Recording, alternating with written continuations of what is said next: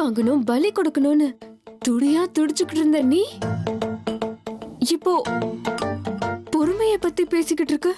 ஏன் பேசக்கூடாது அமிர்தா? நான் பொறுமையா இருன்னு மட்டும்தான் சொல்றேன் அமிர்தா. பழி வாங்கறத விட சொல்லலையே. மாற்றங்கிறது உலகத்தோட நியதி. மாறாம அப்படியே இருந்தா இந்த உலகத்துல வாழ முடியாதுல்ல. இந்த உருட்டல் மட்டல்கெல்லாம் நான் பயந்துருவேன் நினைச்சியா அமிர்தா? நீ பயப்படுறியோ இல்லையோ அது உன்னுடைய பிரச்சனை. நான் சொல்ல வேண்டியத சொல்லிட்டேன்.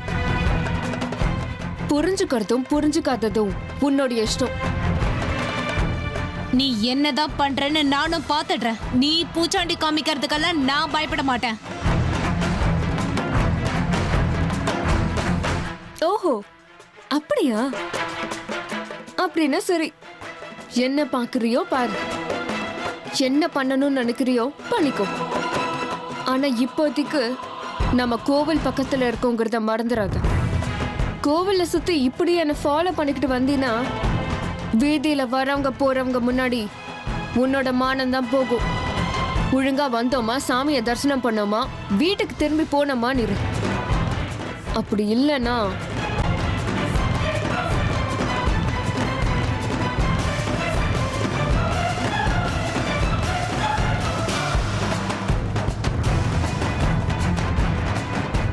என்ன பயமுறுத்துறியா?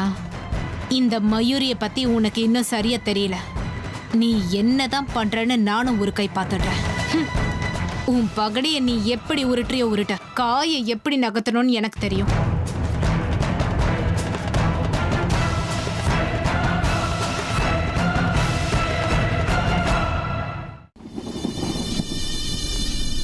ஜெய் மகா காளி. பாபா, எனக்கு எல்லாம் தெரியும். எனக்கு யாரும் எதுவும் சொல்ல தேவையில்லை. ருத்ரா, அறிவு கெட்டவனே, உன்னோட அகங்காரம், ஆணவம், முட்டாள்தனத்தால உன் உயிரையே இழந்துட்டியடா.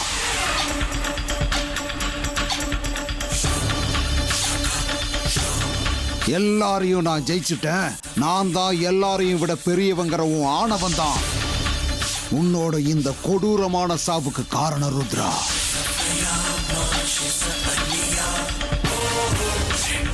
முட்டாள்தனம் தான் ஒரு மனுஷனோட மிகப்பெரிய எதிரிங்கிறது உன் மரணம் மூலமா மறுபடியும் நிரூபணம் ஆயிடுச்சு ருத்ரா.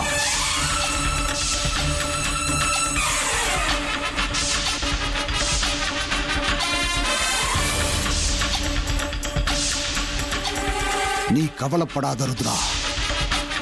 உன்னோட மரணம் எல்லாத்துக்கும் முடிவு கிடையாது. இன்னும் போராட்டம் நடந்துகிட்டேதான் இருக்கும்.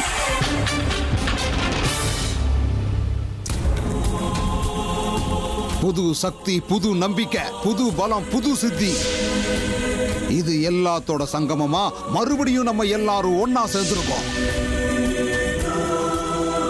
நீ ஆரம்பிச்சு வச்ச இந்த போராட்டத்தை நாங்க எல்லாருமா சேர்ந்து முடிச்சு வைக்கிறோம்.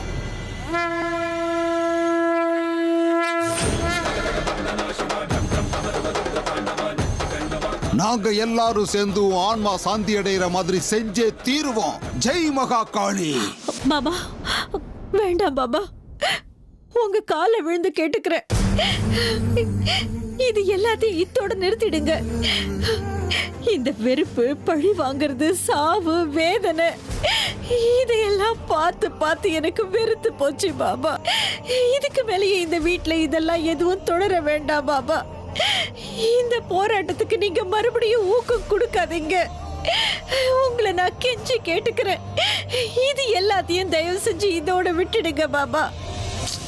அம்மா, அம்மா எழுந்துருங்கம்மா, சொல்றது கேளுங்க. அம்மா, அத்தை எழுந்துருங்க அத்தை, கொஞ்சம் அமைதியா இருங்க. இல்ல சித்ரா, இல்ல கருணா, இனிமே நான் யார் பேச்சையும் கேட்க மாட்டேன். இது எல்லாத்துக்கும் நிச்சயமா ஒரு முடிவு வரணும். எனக்கு இந்த போராட்டம், வெறுப்பு, இதையெல்லாம் இப்படியே தொடர்றதுல விருப்பம் இல்லை.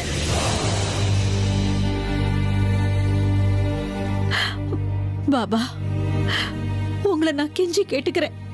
இது எல்லாத்தையும் இப்படியே இத்தோட விட்டுருங்க. விஷ்ணு, உன் மனைவிக்கு சொல்லு, உன் மனைவிக்கு நீதான் புரிய வைக்கணும். இப்ப வந்திருக்கிற பைரவாவும் விஷ்ணுவும் சாதாரணமானவங்க இல்லைன்னு சொல்லு.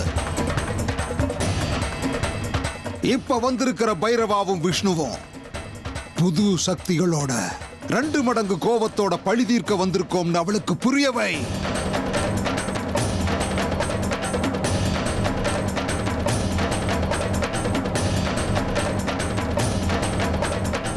விஷ்ணுவும் இந்த பைரவாவும் ஒன்னில்ல, 100 நாகராணிங்க வந்தாலும் எதிர்ப்பாங்கன்னு மனைவிக்கு சொல்லி புரியவை.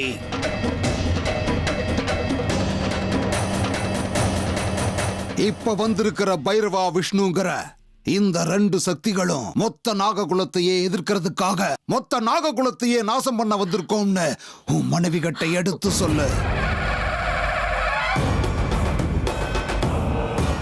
ருத்ரா சாவுக்கு சரியான பதிலடி கொடுக்கணும். அந்த நாகராணியை அழிக்கிறதுக்காகத்தான் வந்திருக்கோம்னு உன் மனைவிக்கு சொல்லி புரியவை விஷ்ணு. வணக்கம் பாபா.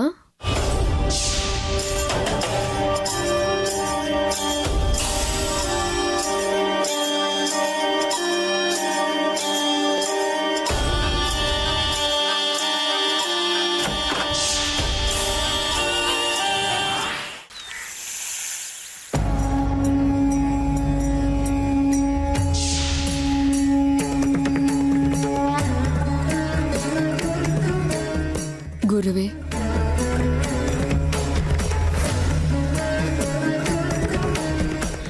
நல்லா இரு சேஷா. என்ன தேடி இவ்வளவு தூரம் வந்திருக்க? என்ன விஷயம் சொல்லு. சொல்ல வேண்டியது நான் இல்ல குருவே, நீங்க. அப்படின்னா எல்லாம் தெரிஞ்சிருந்தோம் எதுவுமே தெரியாத மாதிரி கேக்குறீங்க. நாகமணிய கை கெட்டுற தூரத்திலேயே வச்சுட்டு அது எங்க கைக்கு கிடைக்க வேண்டிய நேரத்துல திரும்பவும் அதை அபகரிச்சு மறைச்சு வைக்க வேண்டிய காரணம் என்னன்னு தெரிஞ்சுக்கலாமா? அந்த காரணத்தை தெரிஞ்சுக்கிறதுக்காக தான் நான் வந்திருக்கேன். காரணத்தை கேட்கிற அதிகாரம் உனக்கு இல்ல சேஷா. என்ன காரணம்னு சொல்ற அதிகாரம் எனக்கும் இல்ல. ஏன்னு நான் தெரிஞ்சுக்கலாமா? தாராளமா தெரிஞ்சுக்கலாம். ஏன்னா அதை மறைச்சு வச்சிருக்கவன் நான் இல்லை, அந்த பரமேஸ்வரன். அவன் செய்யற காரியங்களை கேள்வி கேட்கிற அதிகாரம் யாருக்குமே இல்லை. அது நமக்கும் இல்லை. அது மட்டும் இல்ல சேஷா, அந்த நாகமணி இதுவரைக்கும் யார் கைக்கும் கிடைக்காம பண்ணவனும் நான் இல்லை, அவன்தான். அந்த ருத்ரனுக்கும் நாகமணி எங்க இருக்குங்கிற குறிப்பை கொடுத்ததும் நான் இல்லை, அவன்தான். அந்த ருத்ரனுடைய சாவு அமிர்தா மூலமா நடக்கணும்னு முடிவு பண்ணதும் நான் இல்ல சேஷா, அவன்தான். அப்படின்னா இன்னும் எத்தனை நாளைக்கு அமிர்தா அந்த வீட்லயே இருக்கணும்? இன்னும் எத்தனை நாட்கள் பழி தீக்கிற தாகத்தை தீர்த்துக்கிறதுக்காக காத்திருக்கணும்? சொல்லுங்க குருவே, சொல்லுங்க. எல்லாத்துக்கும் ஒரு முற்றுப்புள்ளி நிச்சயம் இருக்கணும்ல? இத பாரு சேஷா, நான் ஏற்கனவே சொன்ன மாதிரி இங்க நடக்கிற எல்லாமே ஆண்டவனுடைய விருப்பம். இந்த ஆட்டத்தை ஆட ஆணையிட்டவன் அந்த ஆண்டவன் தானே. அவன் எத்தனை நாள் விரும்புறானோ அத்தனை நாள் இந்த ஆட்டம் நடந்துதானே ஆகணும். இதுக்கு முடிவு கட்டுறதுக்கு நாமெல்லாம் யாரு சேஷா? அந்த வீட்ல அமிர்தா அர்ஜுனோட மனைவியா எத்தனை காலம் வாழறதுன்னு முடிவு பண்ண வேண்டியது ஆண்டவன் தானே தவிர வேற யாரும் இல்லை. அதான் நிஜம். அவனுடைய முடிவுதான் கடைசி முடிவு. இல்ல, அதுக்கு வாய்ப்பே இல்லை.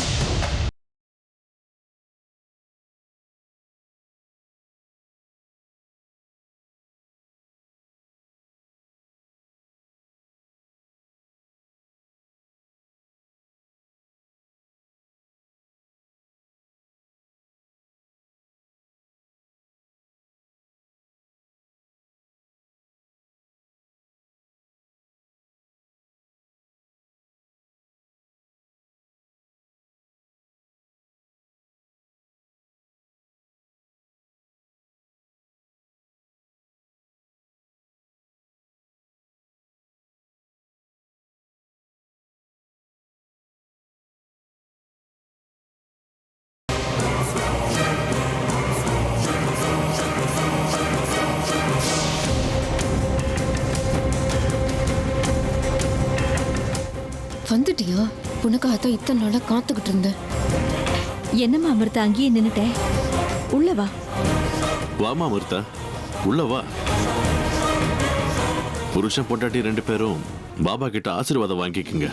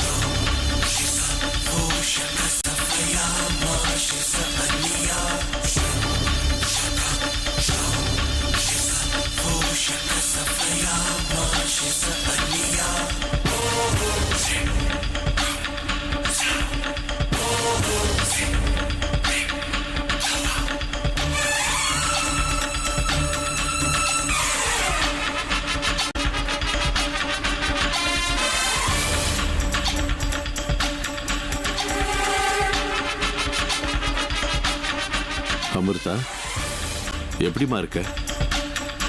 வீட்டில் எல்லார் கூடயும் நல்லா பழகுறேன்னு கேள்விப்பட்டேன். நான் ஃபோன் பண்ணாலே ஹேமா நிறைய உன்னை பற்றி தான் பேசிக்கிட்டு இருப்பா. நான் ரொம்ப நல்லா இருக்கேன் மாமா. வீட்ல எல்லார் கூடயும் நான் ரொம்ப நல்லா பழகுறேங்கிறத விட வீட்ல எல்லாரும் என் கூட நல்லா பழகுறாங்கிறது தான் உண்மை.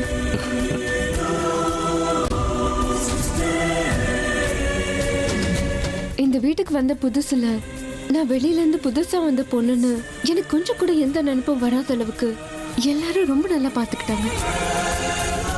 மொத்தத்துல நான் இந்த வீட்டுக்கு மருமகங்கிறத விட எல்லாரும் என் மேல மக மாதிரிதான் அன்பு செலுத்துறாங்க மாமா.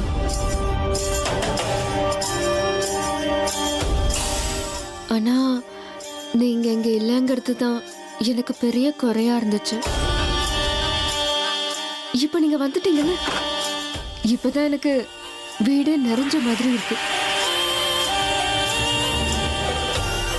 ஆனா நம்மளோட கெட்ட நேரத்தால ருத்ரா மாமாவை நம்ம இழந்துட்டு நிக்கிறோம்.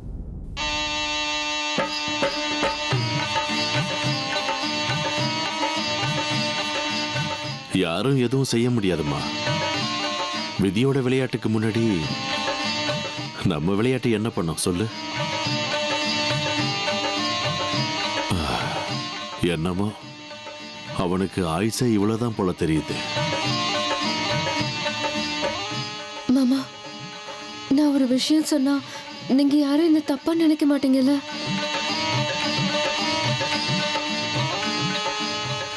இல்ல வீட்டுக்கு வந்த உடனே என்னடா இந்த பொண்ணு இப்படி எல்லாம் பேசுறான்னு யாரும் நினைக்க கூடாது. இருந்தாலும் மாமா மேல இருக்கிற அக்கறையால ஒரு வார்த்தை சொல்லணும்னு எனக்கு தோணுது. நான் சொல்லலாமா?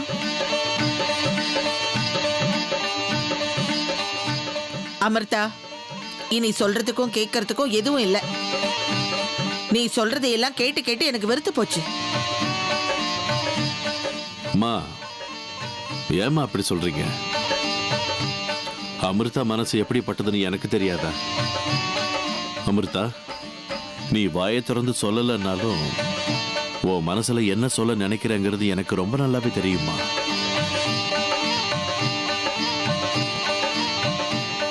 அந்த நாகராணியோட அடுத்த வேட்டை நாங்கிறது தானே உன்னோட பயம்?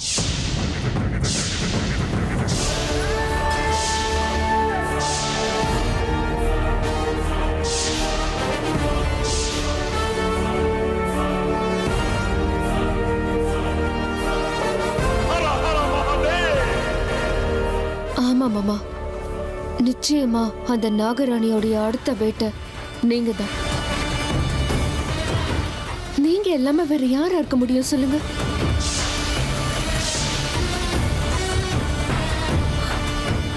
அமிர்தா, என் மேல கோவப்படாதீங்க அத்தை. நேத்து ராத்திரி நான் உங்களுக்குள்ள அர்ஜுன் கிட்டையும் இதுதான் சொன்னேன். இதுக்கு முன்னாடி நடந்த எல்லாமே உங்களுக்கு தெரியும். இப்ப இருக்கிற சந்தர்ப்ப சூழ்நிலைகளை எல்லாம் ஒத்து பார்க்கும்போது அந்த நாகராணி நிச்சயமா மாமாவோட உயிரை பறிக்கிறதுக்காக சதி பண்ணிக்கிட்டு இருப்பா. எந்த காரணத்தை கொண்டும் இந்த முறை அந்த நாகராணியோட சூழ்ச்சி வெற்றி பெறக்கூடாது.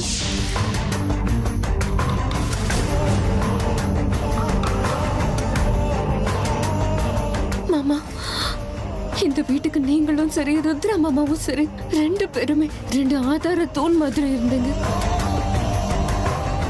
நீங்க எல்லாரையும் ரொம்ப நல்லா பாத்துக்கிட்டு இருந்தீங்க. இப்போ அவரு இல்ல. இப்போ இந்த வீட்டுக்கு இருக்கிற ஒரே ஆள் நீங்க தான் மாமா. வீட்டுல இருக்கிற எல்லாருக்கும் நல்ல வழியை காட்ட வேண்டியது, எங்க எல்லாரையும் பத்திரமா பாத்துக்க வேண்டியது நீங்க தான். உங்க உயிருக்கு எந்த விதமான ஆபத்தும் வரக்கூடாது மாமா. அமிர்தா, கொஞ்சம் தைரியமா இருங்க அமிர்தா. அப்பாவுக்கு எதுவுமே ஆகாது. நாங்க எல்லாரும் பக்கத்துல இருக்கும்போது அப்பாக்கு ஏதாவது ஆக விட்டுருவோமா சொல்லுங்க? இல்ல அர்ஜுன், இப்ப இருக்கிற நிலைமை நம்ம நினைக்கிறத விட ரொம்ப மோசமா இருக்கு.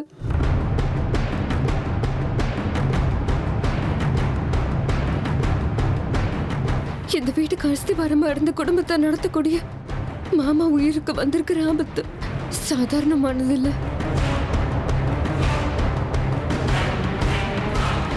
அது மனுஷங்களோட சக்தியை மீறின ஒரு ஆபத்து. பாபா, இனிமே நீங்க தான் எங்களுக்கு திக்கு. மாமாவோட உயிரை உங்களை தவிர நிச்சயமா வேற யாராலையும் காப்பாற்ற முடியாது. என் மாமாவை காப்பாத்திடுவீங்கல்ல? கண்டிப்பா அமிர்தா. விஷ்ணுவையும் இந்த குடும்பத்தையும் என்ன தவிர வேற யாரால காப்பாற்ற முடியும்?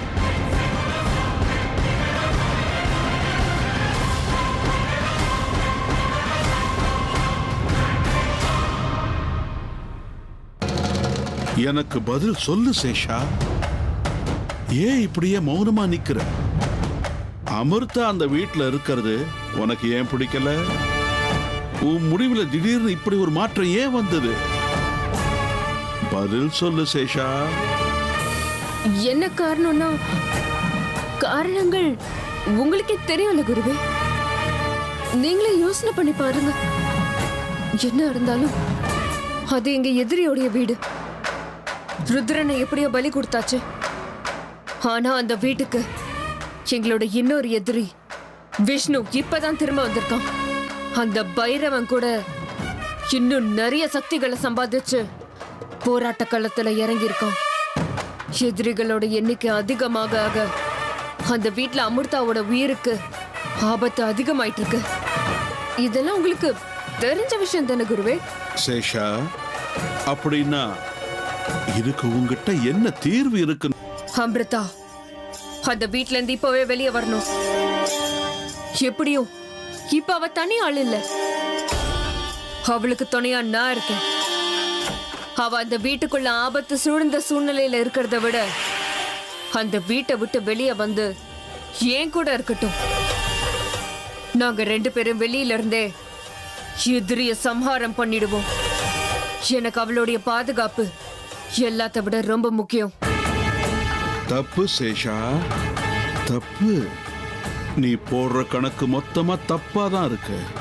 எதிரிகளுக்கு நடுவுல எதிரிகளுக்கு எதிரியா நிற்கும் போது மட்டும்தான் உங்களால உங்க குறிக்கோளை அடைய முடியும். அப்பதான் அவங்க எடுத்து வைக்கிற ஒவ்வொரு அடியையும் உங்களால கணிக்க முடியும். இந்த சூட்சமம் உனக்கு ஒன்னும் புரியாம இருக்காரே சேஷா. ஏன் சேஷா பேசாம மௌனமா நின்னுட்ட? என்னாச்சு?